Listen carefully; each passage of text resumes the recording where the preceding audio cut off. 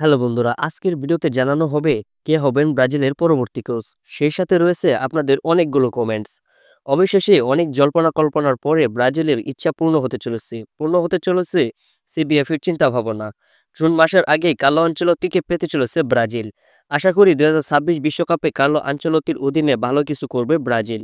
CBF থেকে officially জানানো হয়েছে জুন মাসের আগেই ব্রাজিলের কোচ হবেন কার্লো আনচেলত্তি। যেখানে গ্লোবো স্পোর্টস এবং সার্জিও রোমেরো দাবি করেছে যে গত সপ্তাহে 4 জনের একটি প্রতিনিধি দল পাঠানো হয়েছিল রিয়াল মাদ্রিদে। সেখানে কার্লো আনচেলত্তির সাথে তারা 4 জন আলোচনা করেছে। তবে বিভিন্ন গণমাধ্যমের মতে কোপা দেল রের পরেই রিয়াল মাদ্রিদ থেকে বরখাস্ত হবেন কার্লো আনচেলত্তি। আর ব্রাজিলের দল প্রতিনিধি এখনো পর্যন্ত রিয়াল মাদ্রিদেই অবস্থান করছে। তেমনকি যদি রিয়াল মাদ্রিদ থেকে কার্লো আনচেলত্তিকে বরখাস্ত করা না হয়, তাহলেও রিয়াল মাদ্রিদের সাথে কার্লো আনচেলত্তির চুক্তি শেষ হতে চলেছে অল্প কিছুদিনের মধ্যেই। তবে সিবিএর জন্য এবার কার্লো আনচেলত্তি ছাড়া আর কাউকেই কোচ বানাতে চান না। কার্লো আনচেলত্তির জন্য যে কোনো মূল্য ইনভেস্ট করতে রাজি সিবিএফ। তাছাড়া বড় বড় গণমাধ্যম দাবি করতেছে যে ব্রাজিলের পরবর্তী কোচ কার্লো আনচেলত্তি হতে চলেছে।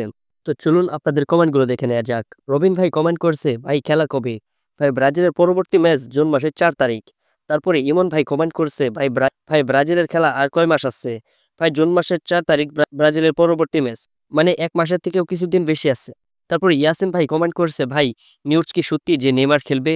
হ্যাঁ ভাই, অবশ্যই নেইমার খেলবে যদি কোচ স্কোয়াডে রাখেন। তারপর এই ভাইয়ের আইডিতে কোনো নাম নেই। তো ভাই কমেন্ট করেছে, ভাই ব্রাজিলের কোচ কি কার্লো আনচেলত্তি হবেন? হ্যাঁ ভাই, সব থেকে বেশি সম্ভাবনা রয়েছে কার্লো আনচেলত্তির উপরেই। তারপরে ইউজার আইডি থেকে এক ভাই কমেন্ট করেছে, ভাই নেইমার কি পরের মাসে খেলবে?